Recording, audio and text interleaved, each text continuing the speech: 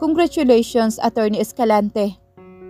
Masayang bati ni Michelle kay Adriana na siyang ubigay ni Nia mula nang magpakasal sila ni Dominic. You are 7 weeks pregnant. This time, you are really pregnant at hindi ito false alarm lang. At sigurado ako na masayang masaya si Dominic kapag nalaman ito. Maraming salamat, Mars. Huwag mo munang sasabihin kay Dominic ha. Gusto ko na kasi na ako mismo ang magbalita sa kanya. At gusto ko sana na isurprise pa siya para naman mawala ang sama ng loob nun sa akin. Pakiusap naman niya sa kaibigan. Kabatchmate nila ito ni Dominic. Noong high school pa lamang sila at isa ito sa matalik niyang kaibigan. Sa totoo lang ay alam naman niyang head over heels ang pagkakagusto sa kanya ng asawa. Dahil high school pa lamang sila nang simulan siyang ligawan nito. Iyon nga lamang ay hindi ito ang tipo niyang lalaki, kaya natagalan bago niya ito sagutin. Napalapit nga lamang ang loob niya rito, noon nang malaman niyang namatay ang mga magulang nito. Huwag ka mag-alala, siguradong mas magiging masaya yun kapag sa'yo mismo nang galing. Nakatawang wika naman ni Michelle. Anyway, sa first trimester mo, iwasan mong ma-stress ha? Dahil iyon talaga ang pinakadelikadong stage ng pagbubuntis. Although sa buong part naman ng pagbubuntis mo, ay kailangan mo talaga ng dobleng pag-iingat. Payo nito sa kanya. Oo naman, nag-resign na nga ako sa law firm. Sakto nga lang din ang pag-alis ko roon. Kaya pala dahil ito nga, buntis na pala ako. Kinikilig pa ring wika naman ni Adriana. Mabuti naman. Iba rin kasing stress lalo na kapag nasa korte ka. Hindi ba? Napatango naman si Adriana. Tumingin naman ito sa kalendaryo na nasa ibabaw ng lamesa nito. Sa ngayon, every week ang regular check-up mo na gagawin natin since nasa first trimester stage ka na. Sa edad mo rin kasi, ay kailangan talaga ng dobleng pag-iingat. Alam ko naman na matagal nyo ring hinintay ito ni Dominic, ang baby na yan. Nakangiting saad naman ito. Oo nga eh. Siguro sa susunod namin na check-up ay kasama ko na si Dominic. Nasa Batangas kasi siya ngayon at may bagong project na inaayos doon. Komento naman niya. Oo nga, balita ko ay big time na talaga iyang Dominic na yan. Usapan nga rito sa group chat noong nakaraan. Abe, swerte ka na rin at madiskarte naman pala si Dominic. Kaya nga Mars, kaya medyo nakokonsensya na rin ako na hindi ko man lang napagbigyan yung gusto niyang tumigil na ako. Kaya nga ito at hindi ko na itinuloy ang pagpasok ko sa prosecutor's office. Mabuti na rin yung desisyon mo Mars. Mas makakabuti sa'yo at diyan sa anak ninyo.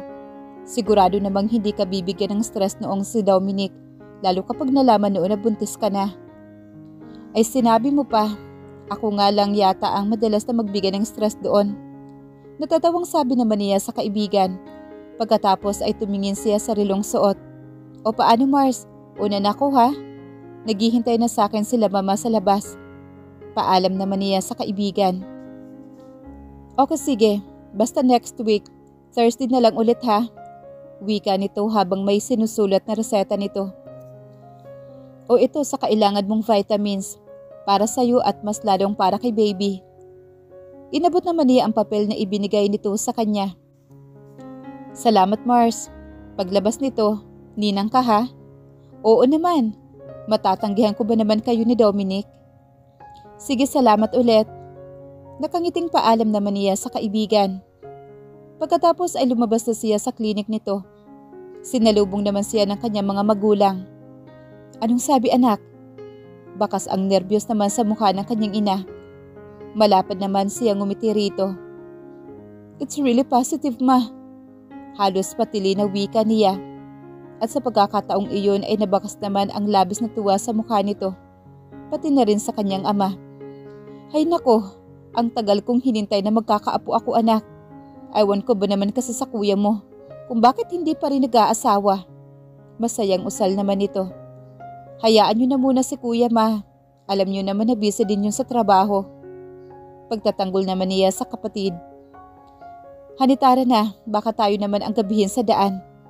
Aya naman sa kanila ng kanilang ama. Masaya naman niyang ikinawit ang braso sa magkabilang braso ng kanyang mga magulang. Dahil siya ang bunso ay talaga namang spoiled siya sa mga ito. Matawagan nga tong si Arlo nang maaga makauwi. Gayon lang ulit tayo magkakasabay-sabay na kumain. Wika naman ng kanyang ina ng pagkasakay nila ng sasakyan.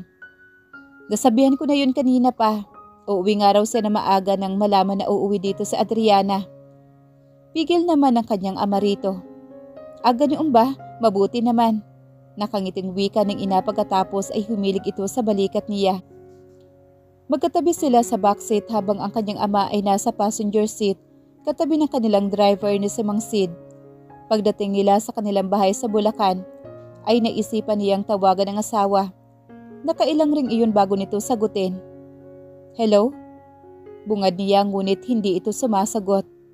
Dominic? O bakit? Ramdam pa rin niya ang sama ng loob nito. Sa tono nito kaya hindi niya maiwasan ang mapangiti. Tinawagan kita kasi hindi ka malang nag-a-update sa akin. Nag-aalala lang naman ako sa'yo. Pagdating kasi dito, naging busy agad kami sa pagtingin ng lugar. Nag-impake na kasi ako ng gamit ko papuntang Subic. Pang-iinis pa niya rito. Muli ay hindi ito sumagot sa kanya. Dominic, umiinom ka ba? Tanong niya dahil narinig niya ang maingay na tawanan mula sa paligid nito. Nagkayayaan lang. Celebration lang para sa pagsisimula ng bagong proyekto. Wika naman ito at napatango naman siya. Sige na at baka nakakaabala ako sa pag-iimpake mo ng mga gamit mo. May diin ang bawat salita nito. At nais niya matawa ng malakas ngunit pinipigilan lamang niya. Huwag ka na masyadong magpakalasing. Bili naman niya sa asawa. Hindi. Kaunting inom lang ito. Dahil abala pa rin naman kami bukas. Tugon naman ito masama ang loob nito. Ngunit alam niyang hindi pa rin siya kayang tiisin ito. Kaya sumasagot pa rin ito sa bawat sinasabi niya. Sige, maikling tugon naman ito. Ngunit ni isa sa kanila ay wala namang pumapatay ng tawag na iyon. Alam niyang pansamantala ay kailangan niyang tiisin ng asawa para maging matagumpay naman ang sorpresang ninanais niyang gawin. Dominic, mag-iingat ka riyan. Tawagan mo pa rin ako kung may pagkakataon ka. Bili niya rito bago patayin ang tawag na iyon. Iniisip pa lang niya ang mukha nito kapag nalaman nitong buntis siya. Ay natutuwa na si Adriana. Nang marinig pa lang niya ang tinig nito nakatingkati na siyang aminin dito. Ang naging desisyon niya at maging ang pagdadalang tao niya. Ngunit mas gusto niyang iyong sabihin ng personal upang makita niya ang magiging reaksyon nito. Adriana, maligo ka na makakain na tayo. Pukaw naman sa kanya ng kanyang ina. Sige po ma, tugon naman niya rito. Pagtapos ay umakyat siya sa kanyang silid upang maligo roon. Tulad ng naging bili ng kaibigang doktor sa kanya, ay mas dobleng pag-iingat ang ginagawa niya sa bawat kilos niya. Pagkatapos ni Adriana ay bumaba na rin siya at papasok niya ng komedor ay naroon na rin ang kanyang kapatid. Kuya! Masayang tawag niya rito. Dahil mahigit 2 buwan na niya rin itong hindi nakikita. Masayang sinalubong din siya nito at niyakap. Nasabi na sa akin ni Mama ang magandang balita. Nakangiting wika nito sa kanya. Siguradong matutuwa si Dominic niyan. Ang tagal na noong naghihintay. Oo nga kuya. Kaya huwag mo munang sasabihin sa kanya ha. Mahigpit na bili naman niya sa kapatid. Dahil totoo naman na malapit sa isa't isa ang kanyang kapatid at ang kanyang asawa. Huwag ka mag-alala. Alam ko naman na sayo niya mas unang malalaman niyang balitang yan. Sige na, magsiupo na kayo na makakain na tayo. Nakangiting wika ng kanyang ina. Nang gabing iyon masaya nilang pinagsaluhan ang hapunan. Noon lamang ulit sila nagkasabay-sabay na kumain. Kaya naman talagang napakaraming tawanan at kwentuhan. Ay, parang kulang itong alak na ito, engineer. Biro naman ni Apollo kay Dominic. Hindi tayo pwedeng magpakalasing dahil may trabaho pa tayo bukas. Ireserba ninyo na lang yan sa pag-uuhaw ninyo sa alak kapag natapos na natin ang proyekto na to. dahil sisiguraduhin kong maglalangoy kayo sa alak. Aniya habang nakatawa. Napansin naman niyang nakaupo si Atara hindi kalayuan sa kanila habang nakatanaw. Madilim ngunit naaaninag naman niya ang maamo nitong mukha. Ano ba yan? Isang buti na lang kaagad? Hindi makapaniwalang usal naman ni Anthony habang hawak ang huling bote. Bakit parang hindi malang sumayad sa mga sikmura natin to mga pre? Tinutubig niyo kasi. Natatawang bulyaw naman niya. Engineer, saan barracks ka ba magpapahinga? Kami na ang mag-a-adjust. Baling naman sa kanya ni Apollo. Kung saan available, hindi naman ako maarte sa tulugan. Basta hayaan na lamang ninyo si Atara sa opisina. Bili naman niya rito. Kami naman ay okay na rito sa labas. Mas malamig pa nga rito at maaliwalas dahil na rin sa simoy ng hangin na galing sa dagat. Aba ngayon lang ulit ako napadpad ng probinsya. Saan naman ni Billy? Oo nga nakaka-relax din pakinggan ang alon ng dagat. Isang taon yatang puro busina na Metro Manila ang naririnig ko.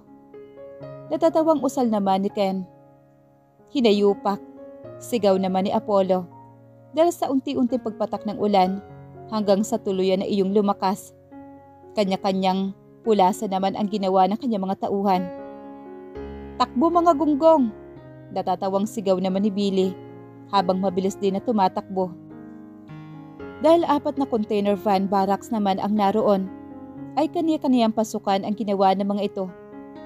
Susunod sana siya sa barracks na pinasukan ni Apollo nang mapansing nakaupo pa rin si Atara at nakatingin lang sa kanila. Patakbo siyang lumapit dito. Ano bang ginagawa mo? Balakas ng ulan, nakaupo ka pa riyan? Sigaw niya sa dalaga pagkatapos ay mabilis itong hinatak papunta sa opisina.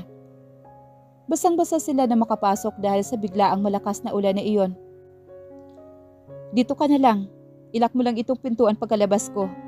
At pagkabihis mo ay buhayin mo na lang yung aircon. Bili naman niya sa dalaga. Hindi niya maiwasang mapatingin sa basang katawan nito dahil sa may kanipisan ang suot nito. Ay bakas na bakas doon ang magandang katawan nito. Hindi sinasadyang napalunok siya. Habang si Atara naman ay hindi kumikibo at tahimik lang din na nakatingin kay Dominic. Magsi-CR lang muna ako bago ka lumabas. Pag-iwas naman ni Dominic, saka mabilis na pumasok sa maliit na banyo na naroroon. Hindi niya maintindihan ang kanyang sarili dahil alam niyang hindi si Atara ang mga tipo niyang babae. Ngunit kakaibang init ang nararamdaman niya sa pagkakataong iyon nang dahil sa presensya nito. Habang si Atara naman na nasa labas ay hindi malaman kung anong gagawin dahil alam nitong iyon ang natatanging pagkakataon niya upang masimulan niya ang pang-aakit niya kay Dominic.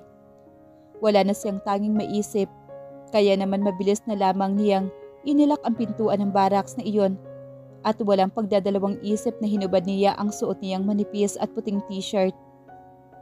Atara, anong ginagawa mo? Lumakas ang kabog ng kanyang dibdib nang marinig ang tinig na iyon ni Dominic. Huminga muna siya na malalim sa kalakas loob na humarap dito. Nilalamig po kasi ako, sir. Pagmaang-maangan niya at pinaspas ang kaniyang buhok upang maakit sa kanya ang lalaki. Nang mapatingin ito sa kanyang dibdib ay napansin niyang napalunok ito.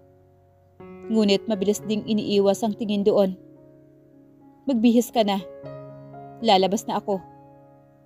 Bili nito na hindi malang tumitingin sa kanya. Saka naglakad papalapit sa pintuan kung saan siya kasalukuyang nakatayo roon. Inilak mo ba ang pintuan? Nagtatakang tanong naman ni Dominic. Opo, sir. Mabilis namang sagot niya rito. Akmang bubuksan pa nito ang pintuan ng pigilan ni Atara ang kamay ni Dominic. Nagulat naman si Dominic sa ginawa ni Atara. Kaya muli itong napatingin sa mukha ng dalaga. Labis na kaba naman ang nararamdaman ni Atara ng mga oras na iyon. Ngunit hindi ito nagpaligoy-ligoy pa. Kinuha nito ang kamay ni Dominic at inilapat iyon sa kanyang dibdib.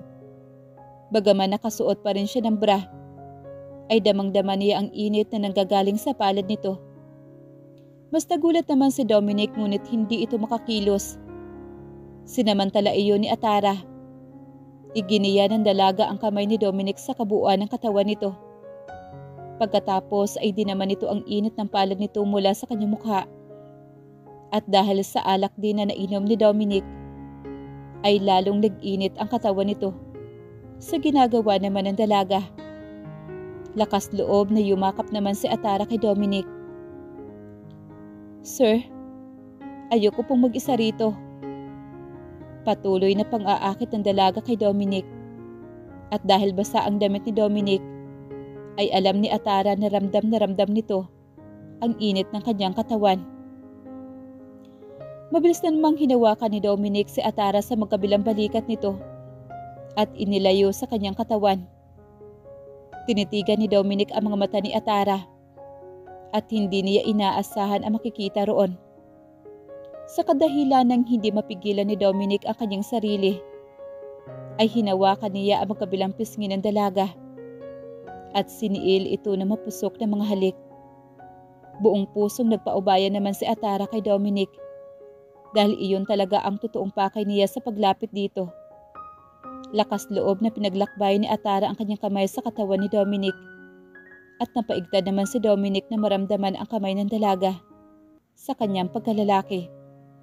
Bagaman nasa labas lamang ng suot niyang pantalon ang kamay nito, ay nagdudulot iyon ng kakaibang kiliti sa kanyang pagkatao at mas lalo lamang pinag-iinit noon ang kanyang katawan hanggang sa tuluyan ng tangayin si Dominic nang mapanukso at mapang-akit ng mga haplos ni Atara. "Adriana, matulog ka na maaga. Pababain mo lang iyang kinain mo. Tandaan mong laman ng iyang sinapupunan mo ha. Hindi na pwedeng dating routine mo." Paalala sa kanya ng kanyang ina. "Opo ma, sa kwarto na po ako magpapababa ng kinain. Medyo nakakaramdam na rin po kasi ako ng antok." Tugon naman niya pagkatapos ay tinungon na rin ang kanyang silid. Pahiga na si Adriana sa kanyang kama nang hindi sinasadyang matabig niya ang litrato nila ni Dominic at dumiretsyong bumagsak iyon sa sahig. Dahilan para mabasag iyon. Nang damputin niya iyon ay kakaibang kaba ang lumukob sa kanya.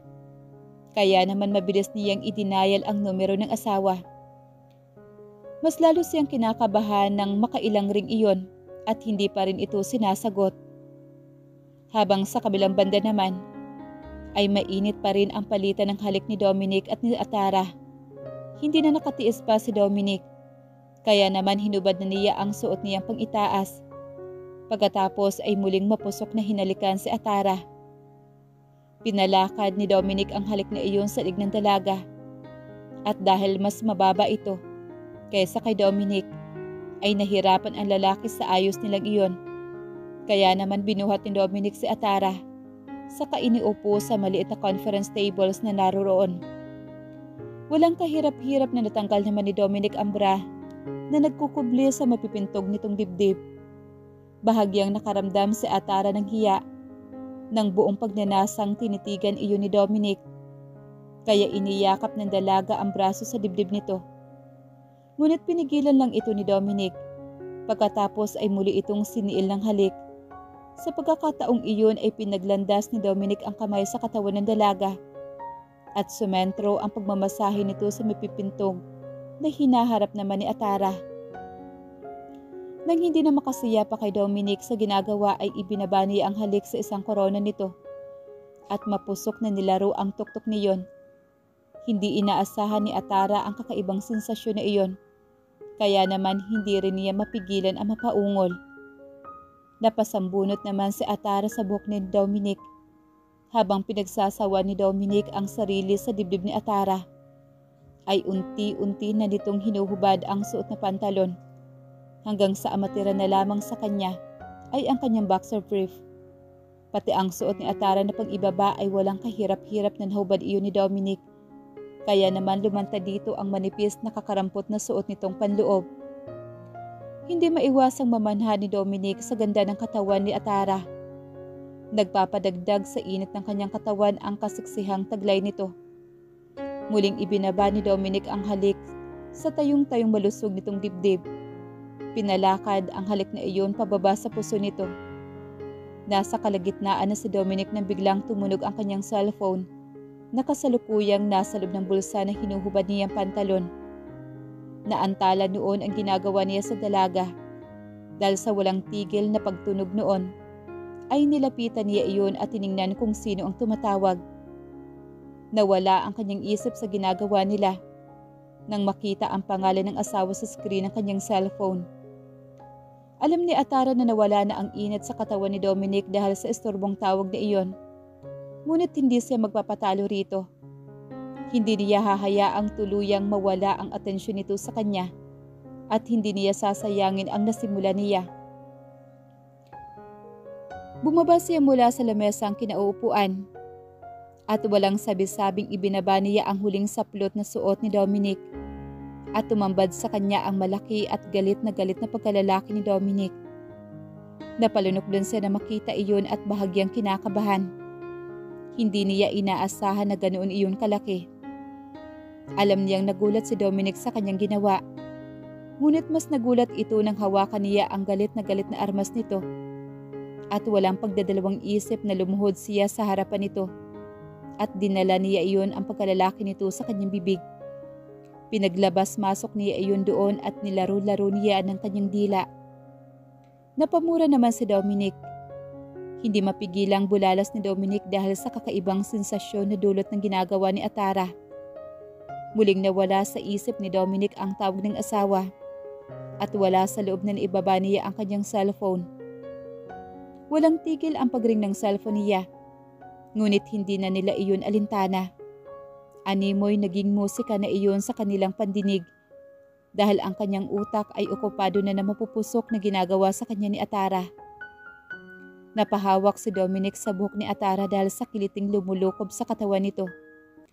Sa pagkakataong iyon ay mas nagiinit si Dominic sa ginagawa ni Atara.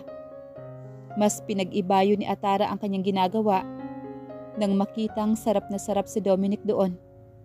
Naramdaman niyang mas tumigas ang armas nito na nasa loob ng kanyang bibig at patuloy na nakikipaglaban ang maliit niyang dila sa malaking armas nito. Ngunit nagulat ang dalaga nang bigla siyang pinigilan ni Dominic at itinayo siya nito. Nagtataka siyang napatingin dito. Lalabasan ako kaagad sa ginagawa mo. Nakangising wika naman ni Dominic sa dalaga. Pagkatapos ay hinaplos ng kamay nito ang kanyang mukha. Alam mo bang ikaw lang ang nakakagawa noon sa akin? Hindi maiwasang mapangiti ni Atara dahil sa narinig. Sa totoo lang ay pinanood lang niya iyon sa isang porn site dahil talagang pinag-aralan niya kung papaano niya ito maaakit at kung papaano niya mabibigyan ligaya ang laman nito. Muling inangkin ni Dominic ang kanyang mga labi at muli siyang binuhat nito at inihiga sa conference table. Pinalakad muli nito ang halik sa kanyang katawan at sa pagkakataong iyon ay itinuloy nito iyon hanggang sa kanyang puson kung saan tumigil kanina. Habang masuyo nitong hinahalikan ang paligid noon, ay pinaglalaro naman nito ang kamay sa kanyang pagkababae. At wala siyang ibang nagawa kundi ang umungol. Keep quiet, baby. Baka marinig tayo ng mga tao ko sa labas. Saway naman ni Dominic sa kanya. Bagaman ang malakas na ulan lamang ang kanilang naririnig sa labas. Pagkatapos ay tinanggal na nito ang huling saplot na suot niya. Lumuhod si Dominic sa harapan noon at ibinuka ang dalawa niyang hita.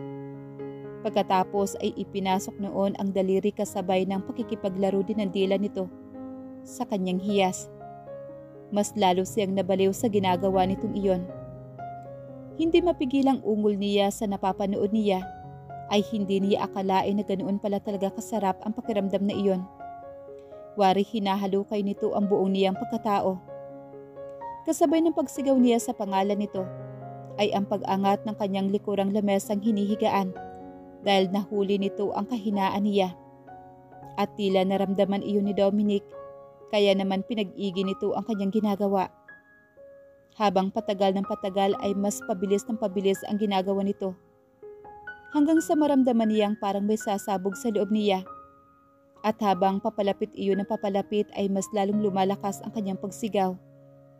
Hanggang sa naramdaman na nga niyang lumalabas na ang puti at mainit na likido sa kanyang katawan at kasabay noon ang pagninginig ng kanyang katawan. Pagkatapos ay muli siya nitong hinalikan sa kanyang labi at lasang-lasa niya roon ang katas na nanggagaling sa kanya. Na magsawa ito sa kanyang labi. Humiwalay ito sa kanya. Maayos na tumayo sa kanyang harapan at itinutok ang pagkalalaki nito sa kanyang pagkababae. Huminga siya na malalim na sa pag-aakalang ipapasok na nito iyon doon. Ngunit nagkamali siya dahil masuyong hinimas ni Dominic ang ulo ng armas nito sa kanyang hiyas na animoy mas lalong tinutokso siya nito. "You like it, Atara?" Pang-aakit nito sa kanya. Sa pagkakaalam niya ay siya ang nangaakit dito. Ngunit tila yata nabaliktad ang sitwasyon nila. Napapaigtad ang baywang niya sa pagkiskis nito sa armas sa kanya. Hindi niya kinakaya ang sensasyon na iyon. "Sir Dominic, please." Pakiusap naman niya rito. "Please what, Atara? Tell me." Mas naging mapanukso ang ginagawang pagkiskis naman ni Dominic doon. Nagiinit na wika naman niya. "Please sir, do it now." Pasigaw na pagkausap naman ni Atara. Napangiti naman si Dominic sa narinig. Buong lakas na binuhat ni Dominic at isinandal sa pader ng baraks na iyon, kaya naman napakapit siya na mahigpit sa balikat nito at ngayon ay magkalapat na magkatapat ang kanilang mga mukha. Titig na titig ito sa kanyang mukha pagkatapos ay muli siyang mapusok na hinalikan nito. Hanggang sa naramdaman ni Atara ang pagtutok muli ng pagkalalaki nito sa kanya at marahas iyong ipinasok sa loob ng pagkababae niya at pareho silang nagulat. Napapikit siya at nakagat ang ibabang labi tapos ay napakapit naman siya na mahigpit dito dahil sa kakaibang sakit na kanyang nararamdaman. Wari na punit ang kanyang kalamnan dahil sa laki ng pagkalalaki ni Dominic. "You're still a virgin?" Hindi makapaniwalang tanong ni Dominic sa kanya. Wala naman sa loob na napatango naman si Atara. "I'm sorry, hindi ko alam." Napadilat siya habang kagat pa rin ang ibabang labi niya. Hinimas niya ang pisngi nito upang iparamdam dito na walang problema sa kanya ang ginawa nito.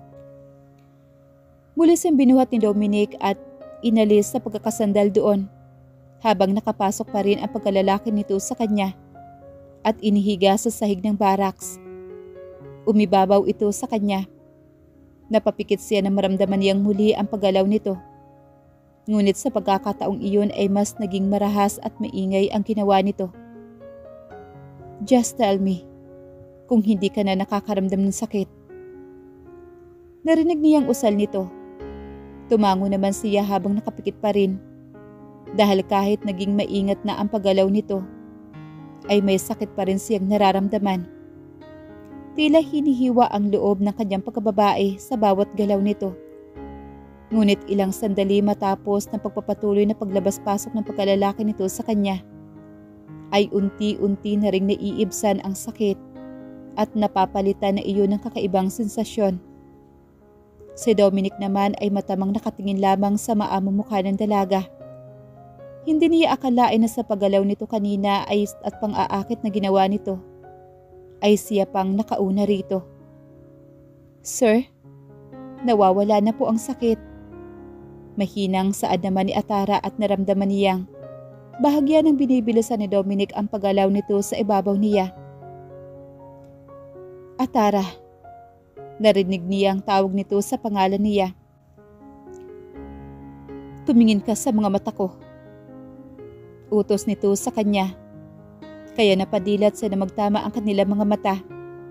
Ay inabot nito ang kanyang labi at marahan siyang hinalikan nito. "Ang sikip mo, Atara." Hindi mapigil na wika naman ni Dominic habang ang isang kamay nito ay nakahawak sa kanyang dibdib at ang isa naman ay sa kanyang baywang. Alam niyang nakaalalay pa rin ito sa bawat galaw. Nagulat siya na bigla nitong hugutin ang pagkalalaki nito at umupo sa harapan niya. Itinagilid siya nito pagkatapos ay humiga naman ito sa kanyang likuran. Naramdaman niya ang init ng dibdib nito sa kanyang likuran. Iniuna nito ang ulo niya sa isang braso nito. Pagkatapos ay yumakap sa kanya. Saka itinaas ang isang hita niya at isinampay sa tuhod nito. At muli ay naramdaman niya ang matigas na armas nito sa bukana ng kanyang pagkababae. Sa ayos nilang iyon ay ipinagpatuloy niya ang paggalaw nito. Hanggang sa unti-unti na itong bumibilis kasabay rin ng unti-unti niyang nararamdaman ang sarap. Sa sarap na kanyang nararamdaman ay napapahawak siya rito. Dahil ang isang kamay nito ay patuloy na nakikipaglaro sa kanyang hiyas. Habang pabilis ng pabilis ang paglabas-masok ng sandata nito sa pagkababae niya, ay siyang bilis rin ang kamay nito sa pagmamasay sa kanyang hiyas. Kaya naman dobling sarap ang kanyang nararamdaman. Marahas naman na napamura si Dominic. Malapit na ako, Atara. Sigaw ni Dominic kasabay ng paghugot ng pagkalalaki nito. At naramdaman niya ang pag-agos ng mainit na likodong galing dito mula sa kanyang mga hita. Naramdaman pa niya ang panginginig ng katawan nito. Lupay pa itong nahiga sa kanyang tabi. Nagulat siya nang iayos nito ang kanyang ulo sa braso nito. Pagkatapos ay humarap sa kanya. Hindi niya maiwasang mapatingin dito at nagdudulot ng kakaibang kaba sa kanya ang mga titig nito. Muli nitong inangkin ang kanyang labi pagkatapos ay yumakap na mahigpit sa kanya. Bakit ni kaunting pagsisisi ay wala akong naramdaman sa ginawa natin, Sir Dominic? Tanong ni Atara sa kanyang isipan.